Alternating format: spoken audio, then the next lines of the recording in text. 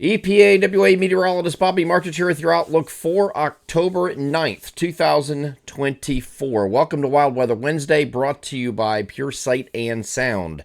Roswell, New Mexico became famous because something crashed there in 1947. It was long thought that we would never learn the truth because of the great secrecy surrounding the event. However, recently declassified documents have confirmed that yes, not only did an alien spacecraft crash there, but also the cause of the crash. As it turns out, the pilot and navigator were fighting over which song to play next in their spacecraft audio system provided by Pure Sight and Sound. One wanted the crisp clarity of jazz, the other one wanted to rock out, and before they knew it, kaboom. Don't fly your spacecraft distracted. Instead, call Ed at the phone number above me, 570-992-2992, or visit them on the web at puresightandsound.com. Tell them you insist on out-of-this-world sound and the safety of your own home or business here on Earth. Pure Sight and Sound, light years ahead of the competition, and are proud sponsors of the Wednesday video forecast. Today we have another ho-hum, stop if you heard me before, but another mostly sunny day. It's going to start off partly cloudy, I think, in parts of the region today, and we can see that here on the NAM. A little bit of partly cloudy skies here in the morning, but then we become mostly sunny. The exception is going to be up in our northern areas. We'll be back to partly cloudy again this afternoon because we have an upper level trough that is situated off to the north, and it's actually going to give us the cooler temperatures we're going to be experiencing over the next couple of days. Today's just very slightly below average, but then when we get to Thursday, we're going to bottom out and be in the 60 to 65 degree range across the entire region, as you see above me. 64 to 70 today. 70 will be down by the Philadelphia Metro. 60 to 65 is the spread in temperatures on Thursday, but still mostly sunny skies expected straight through Thursday as well. This, of course, down here is major hurricane Milton, and this has been really defying all odds here over the last couple of days. For one, getting to an 897 millibar, 180 mile per hour storm. That was on Monday, right? And then yesterday we had the hurricane go back to Category 5 again and get below 905 millibars. So it is the first hurricane in recorded history that has been to Category 5 twice and has been below 905 millibars in both cases. Okay, there have been several that went down because of an eye wall replacement cycle or whatever the case may be, and then re-strengthened later down the line and got to Category 5. None of them have gotten below 905 millibars a second time, and that happened last evening. So we are going to make this. See, this is going to make landfall here probably overnight. It's going to be after midnight. It looks like it's going to be between, I'd say, anywhere between midnight and 6 a.m., but it might be closer to that 6 a.m. time frame on Thursday morning. And it does look like it's coming a little bit south, slightly south of the Tampa-St. Pete area, but not by much. That entire area doesn't matter. I mean, you're going to be wherever the eye goes is not really as much of a concern as far as to how big this is, and it's going to affect many miles of coastline. That's going to span more than 60 miles here from north and south of it with the worst winds. So you're really not escaping a whole lot in Tampa. If it does go south of you, that is a better case scenario for you as far as, storm surge and things like that. But it's still a beast of a storm here. As you can see, this thing just pinwheeling, a very well-defined eye. That eye wall replacement cycle that I talked about in yesterday's video did in fact occur. And once it got through that cycle, then the eye cleared out. It was only 4 miles wide the day on Monday, and then yesterday was up to 12 miles wide as the aircraft reconnaissance confirmed. So this is going to continue toward the Florida coastline, which is right up here in the top right hand corner of your video. Here's the outline of Florida right here. This is South Florida, of course, and there's the Florida Keys right here. So it's going to head in that general direction. You see it's now heading more to the northeast. The latest advisory I have, I'm doing this a little bit earlier than I normally do because I can't wait for the National Hurricane Center advisory at 11 o'clock. I have to get up early for clients, and I need sleep. So this is kind of heading more in a northwesterly direction instead of, east-northeast, or excuse me, northeasterly direction instead of east-northeast like it has been doing for most of Tuesday. Here is the National Hurricane Center's forecast for this. It does have it as a landfall as a major hurricane.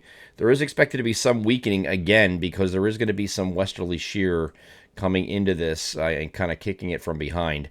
So the southern half of the of the eye wall might be eroded a little bit, but there's still some question on how much it weakens. It's still a Category 5 at the time I'm recording this video, and it's showing to be 165 miles per hour. I will say that the aircraft recon here in the last hour before I recorded this video does show the pressure coming up a little bit, but the winds are still kind of hanging around this 155 to 165 range. So they might adjust it a little bit.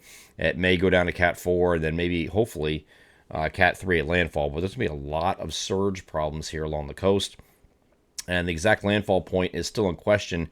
But this is what it looks like around noon. Actually, this is 1 o'clock in the afternoon on the 3-kilometer dam. I'm just using this for illustrative purposes. It's not verbatim for the landfall. But there are a couple points here. So you got Tampa right here, right? You have several different... well, that's Tampa Bay. That whole area is Tampa Bay right here. But there are several points of reference along here, like you have St. Petersburg is right here, Clearwater Beach is up here, then you got Bradenton, and then you got Sarasota, right? So it's kind of more, the models are more heading toward the Bradenton and Sarasota area as opposed to Tampa Bay. But I mean, you're not talking about much distance between those 2 points. We're talking about maybe 15, 20 miles, so the exact landfall is not as important as is how large this system is. You're going to have a tremendous amount of surge being drawn in way south, all the way down here, south of when you get down to like Port Charlotte and Fort Myers down in these areas, could get hit pretty hard with the surge part of it, because you get that the hurricanes drawing in all that water that's so above normally high ground. So that's why the evacuations were necessary. Hopefully, people have heeded those warnings and are going to be out of there in the mandatory evacuation zones. If you have friends and family out there that have not evacuated at this point, they still have today, I think. It's going to be a little rough because you're going to have some rain to go through, but it's not going to be the full brunt until we get to the evening. It's really going to start picking up the wind speeds, and it's going to get a little dangerous at that point. So they don't have much time to get out. So if they have not gotten out yet, maybe a last-ditch effort to get them to get out of there, because they have no business being there right now. And like I've said many times, I said it in yesterday's video too, most deaths in hurricanes are mostly from flooding and high water rise, and this is 100% preventable if you just evacuate, okay? So just encourage them to do that.